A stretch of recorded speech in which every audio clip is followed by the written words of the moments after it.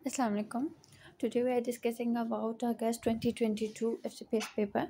Patient with twin pregnancy, one twin is acardic. This pregnancy is likely.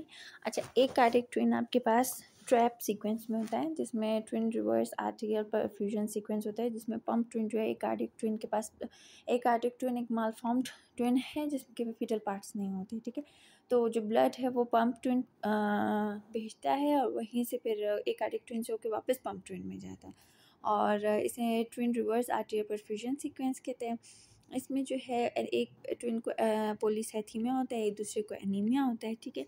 ये देखें taps जो है 2% of uncomplicated monochorionic diamniotic twins में होता है और 13% जो है ट्विन ट्विन ट्रांसफ्यूजन सिंड्रोम जो कि उसकी एज अ कॉम्प्लिकेशन होता है जब आप उसे ट्रीट करते हैं, ठीक है, लेज़र एब्लेशन करते हैं तो उसके एज ए सीक्वेंस में ये एज अ कॉम्प्लिकेशन होता है, ठीक है। 13% तो मोस्ट कॉमन फिर आपके पास as a complication of the monochorionic diamniotic pregnancy आ सकता है, ठीक है।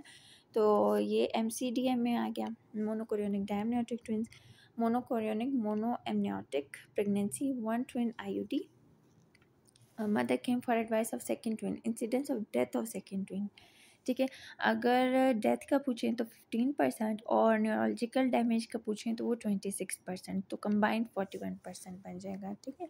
The patient pregnant at 28 week had platelet count 80,000 and just 1 week later it was 26,000, मतलब platelet are dropping और ये प्रेगनेंसी में है, ठीक है। गेस्ट तो आप इसमें फर्स्ट लाइन हमारा क्या होता है, फर्स्ट लाइन स्टीरॉइड्स होते हैं, ओरल स्टीरॉइड्स, ठीक है, प्रेडनिसोलोन। तो स्टेप वाइज जाएँ तो फर्स्ट लाइन प्रेडनिसोलोन है, सेकंड पे आपके पास इम्यूनोग्लोबुलिन है, थर्ड पे प्लेटलेट ट्रांसफ्यूजन और लास्ट प्लेनेक्टमी, ठीक है। 56-year-old women came with nipple lesion. It was read VP on inspection on histopathology, neoplastic cells beneath the epidermis, ठीक है। अब आपके पास जो क्लू है वो ये एक निपल लीजन है, दूसरा neoplastic cells beneath the epidermis है।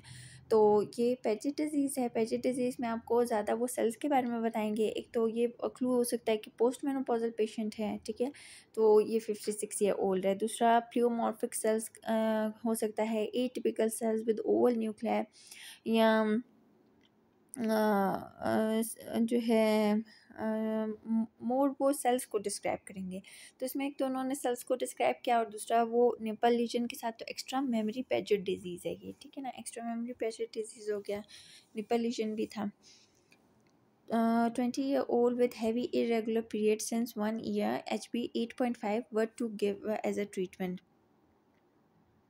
what to give treatment, ठीक है। इरेगुलर पीरियड्स हैं, हैवी इरेगुलर पीरियड्स हैं तो आप साइक्लिकल प्रोजेस्टेरोन देंगे, ठीक है।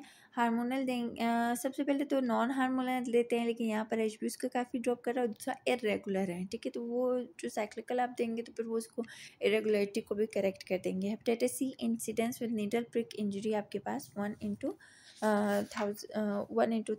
है, ठीक है। हेपेटाइटिस B का देखें तो 6 to 30% है और HIV का देखें तो 3/1000 है और हेपेटाइटिस C का 1% है, ठीक है ना, अप्रोक्सीमेटली। तो 1/100।